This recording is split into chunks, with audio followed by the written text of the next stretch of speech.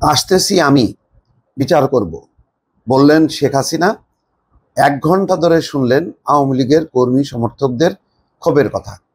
শেখ হাসিনা আবারও যুক্ত হয়েছেন, তিনি নেতা কর্মীদের সঙ্গে যুক্ত হয়েছেন। কিভাবে যুক্ত হয়েছেন?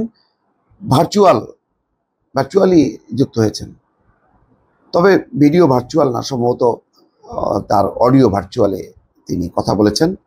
1 ঘন্টা ধরে শুনেছেন। এর মধ্য দিয়ে আমার কাছে 2-3টা মেসেজ আমি মনে করি যে পাওয়া গেল। একটা হলো যে ওই যে ডক্টর মোহাম্মদ ইউনূসকে বলছেন অপ্রয়োজনীয় কথা না বলতে, অর্থাৎ তিনি যাতে ভারত সম্পর্কে কোনো কথাবার্তা না বলেন। কিন্তু ডক্টর মোহাম্মদ ইউনূস যে বলেছেন শেখ হাসিনাকে ফেরত দিতে অথবা কথা বন্ধ করতে, তার যে একটাও ভারত রক্ষা করছেন, এটা পরিষ্কার। তার মানে সেই দাদাগিরি, যে আমি যেটা করব, যেটা বলবো সেটাই হবে, তুমি যেটা বলবা সেটা হবে না। তাই তো হলো, এই খবরটি কালকে প্রকাশ হয়েছে। তার মানে শেখ হাসিনার কাছে মেসেজ যে মোদি আচ্ছা করে বকা দিয়ে দিছে, এখন ডক্টর ইউনূস বা তার সরকার ভারত নিয়ে কোনো কথাবার্তা বলবে না, ভারতে অবস্থান করা শেখ হাসিনা নিয়ে দাবিও করবে না। যেমন তহিদ হোসেন বলেছেন যে শেখ হাসিনাকে আমরা ফেরত চেয়েছি, তবে চূড়ান্ত কথাবার্তা হয়নি। তার মানে একটু পিছু টান, বলছি আমরা যেহেতু জনতার দাবি, কিন্তু আমরা এটাকে একমাত্র ইস্যু না বা ফোর্স করি নাই যে আমাদেরকে দিতে হবে। কেন গণহত্যার আসামিকে আটকে রাখছেন বা আপনাদের আশ্রয় দিচ্ছেন, বা আশ্রয় দেওয়ার নিন্দাও করা হয়নি।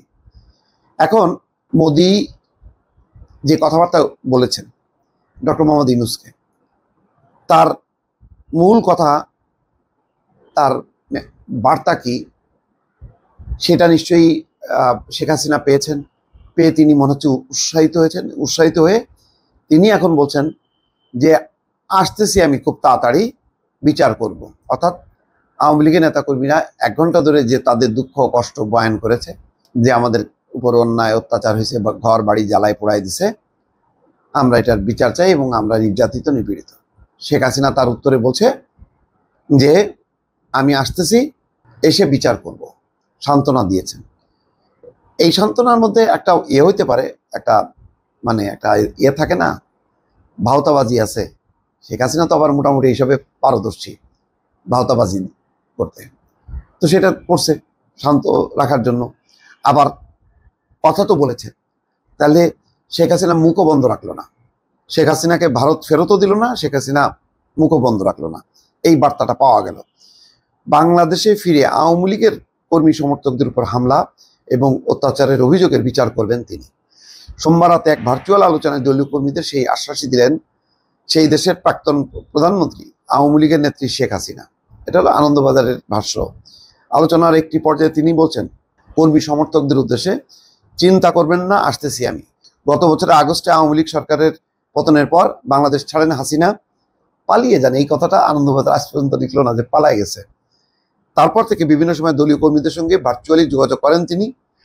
আওয়ামী লীগের সমাজ মাধ্যমে অর্থাৎ সামাজিক যোগাযোগের ফেসবুক পাতায় সরাসরি সম্প্রচারও করা হয়। সোমবার রাতেও সেরকম একটি ভার্চুয়াল আলোচনা সামাজিক যোগাযোগ মাধ্যমে সরাসরি সম্প্রসারিত হয়।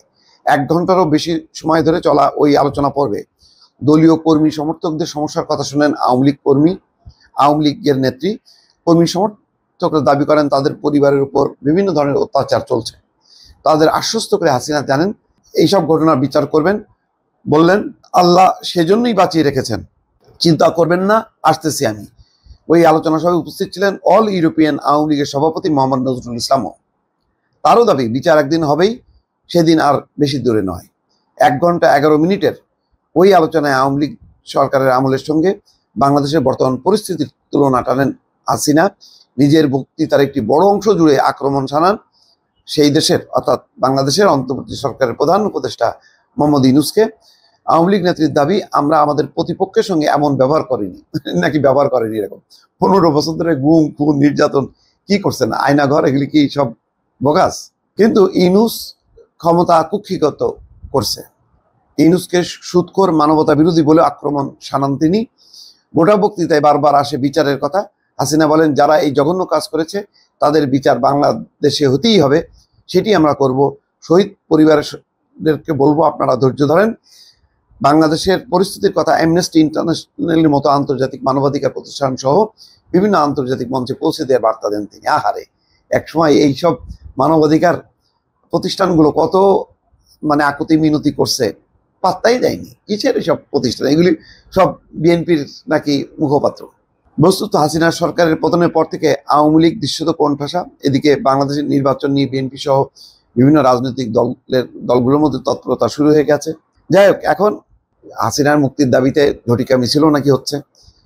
তার মানে আওয়ামী লীগ একটা তার অবস্থান যেভাবে তৈরি করতে চায় নির্বাচনের আগেই, যাতে নির্বাচনে অংশ নিয়ে তার একটা বৈধতা সে অর্জন করতে পারে। তাহলে পরিষ্কার যে মোদি এমন কোনো কথা দেননি যে না হাসিনার মুখ বন্ধ হবে, মোদি এমন কোনো কথা দেননি যে হাসিনা ফেরত যাবে।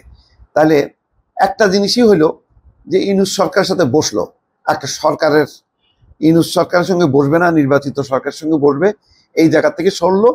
কিন্তু হাসিনাকে রক্ষা করা এবং হাসিনাকে মদদ দেয়া, হাসিনাকে সবসময় বাংলাদেশের বিরুদ্ধে ওই একটা বন্দুক ফিট করে রাখা, এই কাজটা চলতে থাকবে।